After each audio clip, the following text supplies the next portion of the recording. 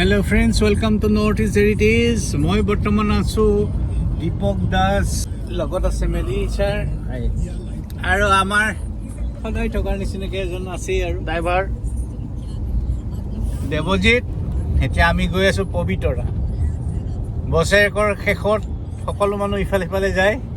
আমি ষ্টাৰ্ট কৰিছিলোঁ কিলিঙৰ পৰা আহি পেলাই এতিয়া ডিলাইট ধাবাত অলপ ৰিফ্ৰেছমেণ্ট লৈ এতিয়া গৈ আছোঁ টুৱাৰ্ডছ সোণাপুৰ। তাৰপিছত আমি পবিতৰা হৈ পেলাই চিটিলৈ আহিম আৰু আমাৰ লগতে আপোনালোককো বিভিন্ন জেগাৰ বিভিন্ন ধৰণৰ দৃশ্য দেখুৱাবৰ কাৰণে চেষ্টা কৰিম।